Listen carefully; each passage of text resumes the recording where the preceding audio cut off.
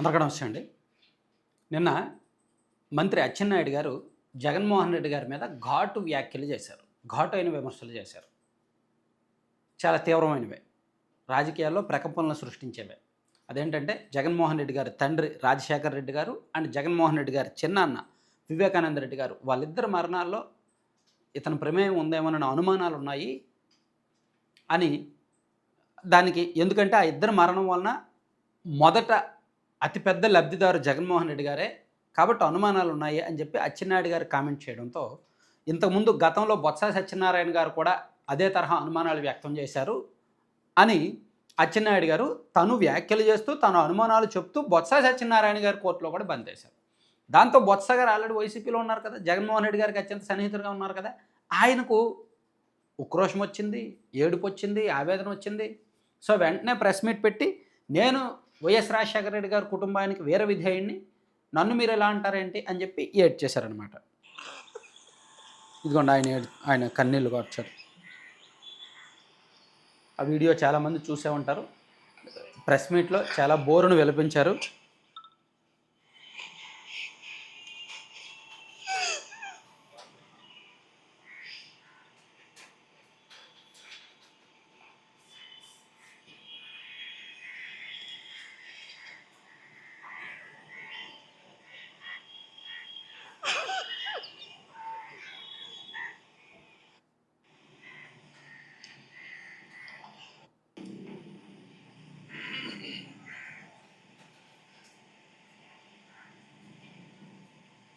రాజకీయాల కోసం రాజకీయాల కోసం దిగుతాడు. రాజకీయాలు చేయట్లే, రాజకీయాల కోసం ఉన్న మాటలు మాట్లాడి లేని మాటలు తెచ్చుకోవట్లే. సో రాజకీయాల కోసం దిగజారకూడదు, రాజకీయాల కోసం లేని మాటలు మాట్లాడకూడదు అని అన్నారు. అయితే ఇదే బొత్స సత్యనారాయణ గారు నిన్న అచ్చెన్నాయుడు గారు కామెంట్ చేసిన వెంటనే కౌంటర్ ఇచ్చి కన్నీరు కార్చారు కదా. ఇదే జగన్మోహన్ రెడ్డి గారు గతంలో కాంగ్రెస్ పార్టీలో మంత్రిగా ఉన్నప్పుడు 2012-13 ఆ టైంలో అప్పుడు వైసీపీలో లేరు, కాంగ్రెస్ పార్టీలో మంత్రిగా ఉన్నారు. రాజశేఖర రెడ్డి గారు చనిపోయిన కొత్తలో జగన్మోహన్ రెడ్డి గారు మీద సిబిఐ కేసులు వెంటాడుతున్న తరుణంలో ఏమన్నారో ఒకసారి విందాం.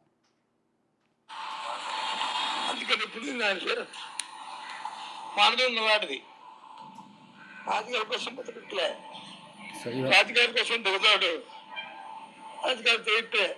ప్రజాస్వామ్య కార్యక్రమాలు అడగాలి తప్ప ఎన్నికల ప్రభుత్వాన్ని కోరేస్తాం, మళ్ళీ మధ్యంగా తీసుకొస్తాం, మా మధ్యంగా తీసుకొచ్చి ఏ విధంగా మీరు కేవలం చెప్పి ఇవాళ మాట్లాడుతూ వ్యక్తిత్వాలుగా వ్యవహారాన్ని మీరు ఆలోచించడం చెప్పి వచ్చి ఎత్తుగా మాట్లాడి. సో అప్పుడు జగన్మోహన్ రెడ్డి గారు ప్రజాస్వామ్యబద్ధంగా ఎన్నుకోబడిన ప్రభుత్వం ఇది అంటే జగన్మోహన్ రెడ్డి గారిని ఉద్దేశించి బొత్స సత్యనారాయణ గారు చేసిన కామెంట్లు, ప్రజాస్వామ్యబద్ధంగా ఎన్నుకోబడిన ప్రభుత్వం ఇది, మేము రాజీనామా చేసేస్తాం, మేము ప్రభుత్వాన్ని కూల్చేస్తాం, మేము కుర్చీ కావాలి అంటే రాదు కదా, కుదరదు కదా అని చెప్పి వ్యాఖ్యలు చేశారు. ఆయన చేసిన వ్యాఖ్యలు పక్కన పేపర్ క్లిప్పింగ్ కూడా మీరు చూసే ఉంటారు. 2012లో జరిగిందనమాట ఇది. అదే సమయంలో బొత్స సత్యనారాయణ గారితో పాటు ధర్మాన ప్రసాదరావు గారు చేసిన కామెంట్లు కూడా ఒకసారి విందాం. వ్యాపారం కొట్టుకోరు కాంగ్రెస్ పార్టీ అని తెలిసిన తర్వాత ఈ వ్యాపారస్తుడు ముఖ్యమంత్రి ఉద్యోగం రాష్ట్ర ప్రభుత్వం అనేది వ్యాపారంలో బాగా ఉంటుందని చెప్పి అది సంపాదించాలని తాపత్రయం తప్ప ఇంకొకటి లేదన్న విషయాన్ని మీరు ఇవ్వాలి కాబట్టి ఎప్పుడైనా తెలుసుకుంటారు. మీరు ఆలోచించండి, బాగా చదివిపోయింది. మీరు బాగా చాలా మందికి ఆ పత్రిక ద్వారా ఛానల్ ద్వారా గొప్ప ఆదర్శాల గురించి ఎక్కించేస్తున్నారు. ఈ ఒక్క విషయమే 67 కంపెనీలు వ్యాపారం కోసం రిజిస్టర్ చేసినటువంటి వ్యక్తి 5 సంవత్సరాల్లో మీకు ఈ దేశంలో ఎప్పుడైనా ఈ 60 సంవత్సరాల స్వాతంత్రంలో స్వతంత్ర భారతదేశంలో 5 సంవత్సరాల్లో తండ్రి ముఖ్యమంత్రిగా ఉన్నప్పుడు 67 కంపెనీలు పెట్టిన చరిత్ర ఎవరికీ లేదు, కేవలం జగన్మోహన్ రెడ్డి గారికి మాత్రమే ఉంది అని చెప్పి ధర్మాన ప్రసాదరావు గారు జగన్మోహన్ రెడ్డి గారిని ఉద్దేశించి చేసిన కామెంట్లు కూడా ఉన్నాయి. అంటే ఇప్పుడు వీళ్ళందరూ వైసీపీలో ఉన్నారు కాబట్టి జగన్మోహన్ రెడ్డి గారు వేరే విధేయులు గాక, కానీ సోకాల్డ్ బొత్స సత్యనారాయణ గారు, సోకాల్డ్ ధర్మాన ప్రసాదరావు గారు కాంగ్రెస్ పార్టీలో మంత్రులుగా ఉన్నప్పుడు 2014కు ముందు వీరు వైసీపీలో లేనప్పుడు వీరు చేసిన కామెంట్లు ఏంటి? ఈ తరహా కామెంట్లే ఉన్నాయి. అసెంబ్లీలోనే బొత్స సత్యనారాయణ గారు ఒకసారి మాట్లాడారు, నాకు ఆ వీడియో దొరకలా. అసెంబ్లీలో మాట్లాడారు ఆయన. రాజశేఖర రెడ్డి గారికి చంద్రబాబు నాయుడు గారికి ఒకసారి వాగ్వాదం జరిగింది, ఆ సందర్భంలో పరిటాల రవి గారి కేసులో జగన్మోహన్ రెడ్డి గారిని తప్పించాల్సి వచ్చిందని ఏదో సంథింగ్ ఇష్యూ జరిగినప్పుడు రాజశేఖర రెడ్డి గారి మరణం గురించి కూడా బొత్స సత్యనారాయణ గారు మాట్లాడారు. అది అప్పట్లోనే పేపర్లో వార్తగా వచ్చింది. సో ఇప్పుడు ఇంత రోధిస్తున్నారు. ఈ వ్యాఖ్యలే ధర్మాన గారు, బొత్స గారు చేసిన ఇటువంటి వ్యాఖ్యలే తాజాగా అచ్చెన్నాయుడు గారు చేశారు. సో అది ఇక్కడ బొత్స సత్యనారాయణ గారు అంత ఎమోషన్ అవ్వడానికి రీజన్ ఏంటంటే అచ్చెన్నాయుడు గారు చేసిన కామెంట్లు వైసీపీ వాళ్ళు సీరియస్గా తీసుకుంటే బొత్స సత్యనారాయణ గారి మీద కోపం వస్తుంది.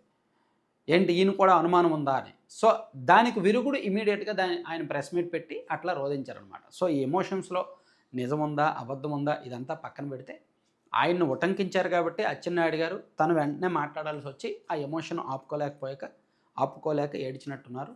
కానీ బొత్స సత్యనారాయణ గారు గతంలో ఈ మాటలు అన్నది నిజం. రాజశేఖర రెడ్డి గారి మరణం గురించి కొన్ని అనుమానాలు సందేహాలు వ్యక్తం చేసిన మాట నిజం. జగన్మోహన్ రెడ్డి గారిని తప్పు పట్టిన మాట నిజం. సో దానికి సంబంధించిన వీడియోలు, ప్రూఫ్స్, వార్తా క్లిప్పింగ్లు చాలానే ఉన్నాయి.